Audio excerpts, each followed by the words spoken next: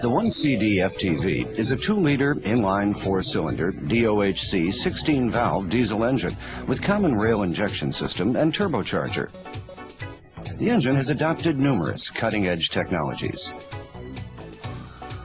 Among them, this video describes the new diesel injection system, which has achieved high performance, clean emissions, low noise, and low vibration.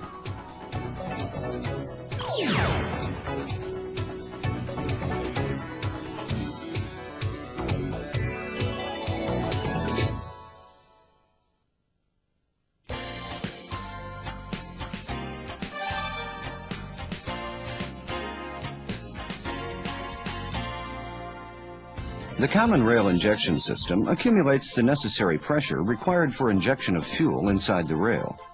Just like the EFI system of the gasoline engine, this system injects fuel into the cylinders by opening and closing the injectors in accordance with the electrical signals output by the ECU. Therefore, this system can finely regulate the injection volume and timing, thus contributing to highly efficient operation and clean emissions.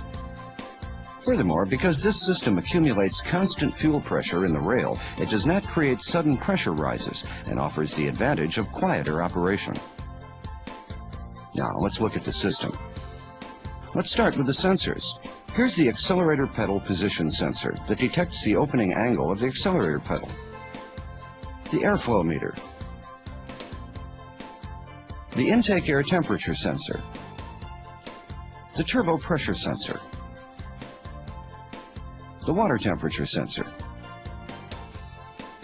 The crankshaft position sensor that detects the rotational angle of the crankshaft. The camshaft position sensor that identifies which cylinder is at TDC.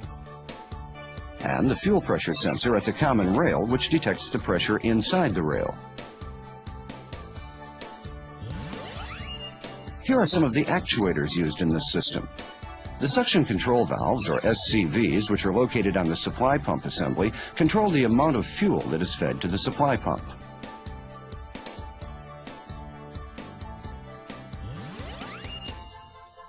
The electronic driver unit, or EDU, which boosts the injection signal from the ECU.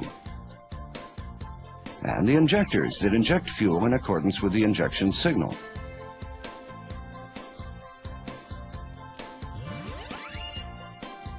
The fuel is drawn up from the fuel tank by the feed pump located in the supply pump assembly. Then it passes through the fuel filter and is fed to the supply pump. The fuel becomes pressurized in the supply pump to reach the injection pressure. The pressurized fuel is fed into the common rail where it is accumulated. The fuel that accumulates in the common rail is distributed via the injection pipes to the injectors of the cylinders. Then the injection signal from the ECU opens the injectors to inject fuel.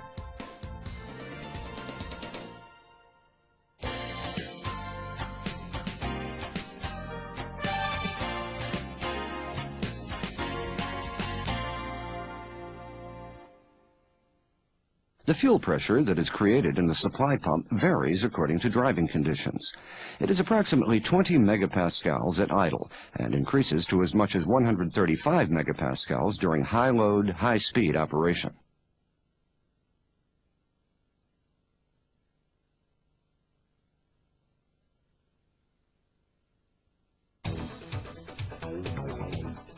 Let's look at its internal construction.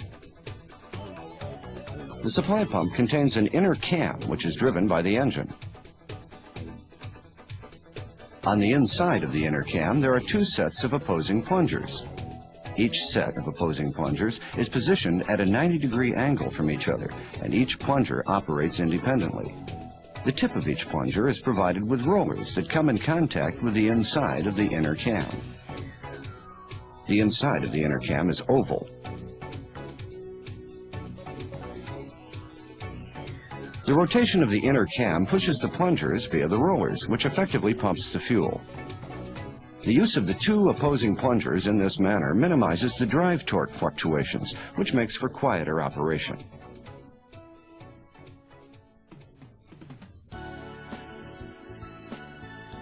The fuel that has been sent by the feed pump flows past the suction control valve, or SCV, and the check valve. The fuel is then pressurized by the plungers and flows via the delivery valve and is fed into the common rail. The SCV regulates the volume of fuel that enters the supply pump plungers. During the suction stroke, the longer the SCV remains open, the greater the volume of fuel that enters the pump plungers. And because a large volume of fuel is pumped, the fuel pressure becomes high.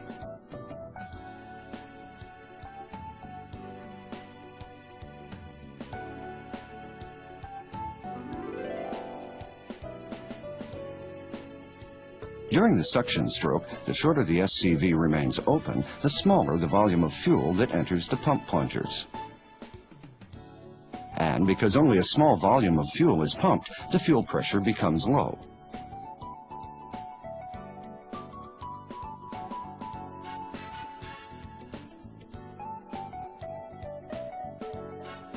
In this manner, the ECU controls the opening of the SCV so that an appropriate fuel pressure can be reached.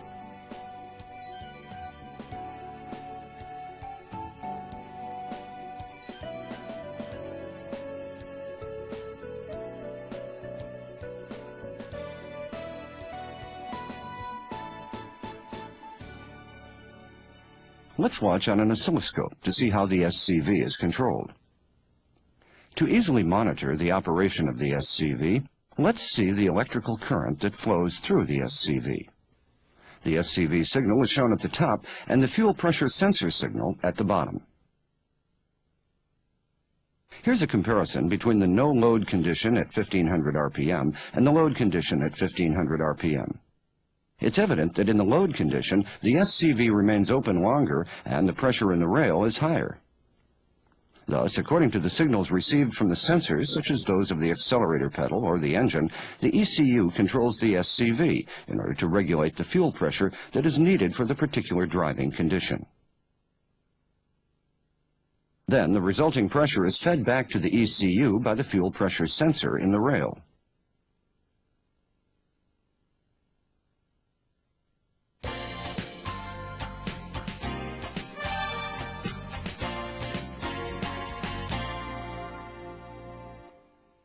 The common rail accumulates the fuel that has been highly pressurized by the supply pump and distributes it via the injection pipes to the injectors of the cylinders. A fuel pressure sensor is provided at one end of the common rail to detect the fuel pressure in the rail and to send it as a signal to the ECU. A pressure limiter is provided at the other end, so that in the event of a system malfunction, if the fuel pressure rises abnormally, the pressure is relieved mechanically.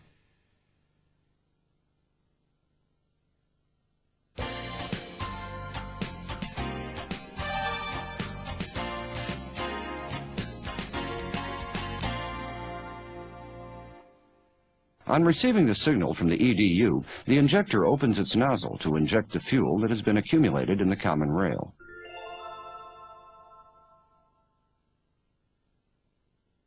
Let's look at its internal construction.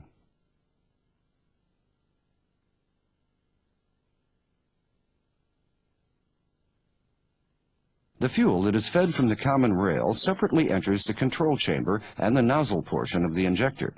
In this state, the nozzle is closed because of the pressure of the control chamber and the spring force pushes the needle down. Upon receiving the signal from the EDU, the solenoid valve above the control chamber opens. Then the pressure in the control chamber decreases, which causes the pressure at the nozzle to push the needle upward, and the nozzle opens to inject fuel. A small trimming resistor is installed to each injector to compensate for production variations. The ECU recognizes the resistance and applies correction for injection of each cylinder.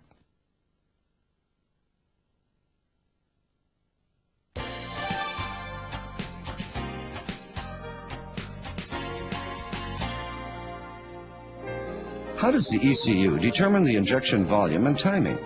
Let's first look at the injection volume.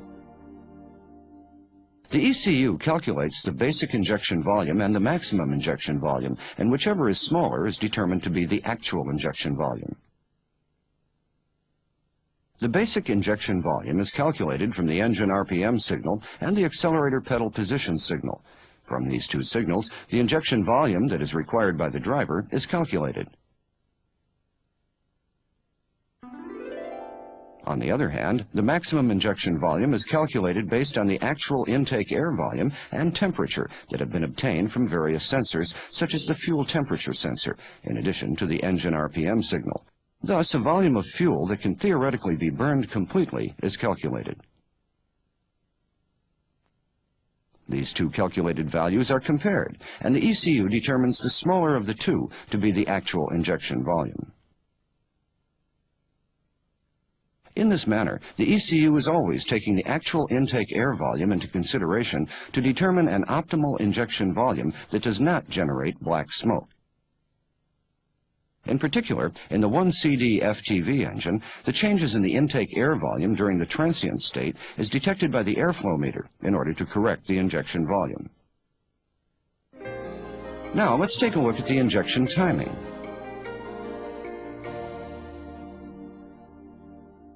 The injection timing is determined with the basic injection timing that is calculated based on the engine RPM signal and the accelerator pedal position signal, to which corrections are made. For the intake manifold pressure signal,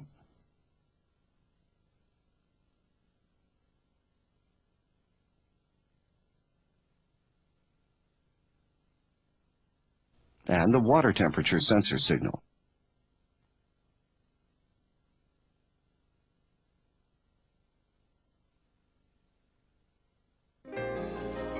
Now, let's take a look at the pilot injection. A pilot injection is a small amount of fuel that is injected before the main injection. Accordingly, when the main injection starts, the fuel that was injected beforehand is already burning and serves to smoothly ignite the fuel of the main injection. As a result, a sudden rise in the cylinder pressure during the combustion stroke is restrained, thus enhancing the quieter operation of the engine. Let's take a look at the actual injector signals on an oscilloscope. To easily monitor the operation here also, let's see the electrical current that flows through the injector. It is evident that the pilot injection takes place before the main injection.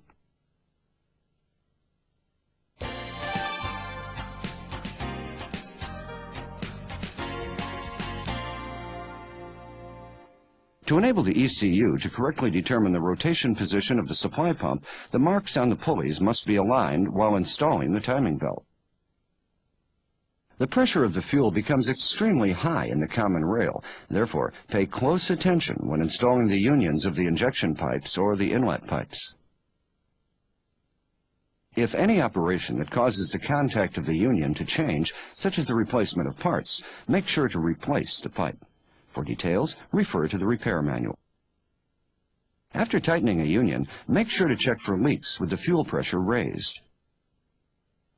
The fuel pressure can be raised by conducting an active test using a handheld tester.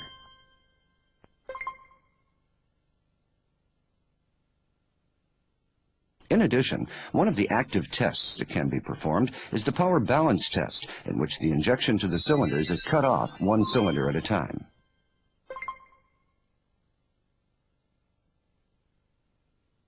The pressure limiter of the common rail has been precisely adjusted at the factory. Therefore, any adjustment or replacement in the field must never be done. During its installation, the fuel pressure sensor deforms through tightening in order to ensure proper sealing with the common rail. If the fuel pressure sensor or the common rail must be replaced, they must be replaced together on an assembly basis because reusing them causes fuel leaks.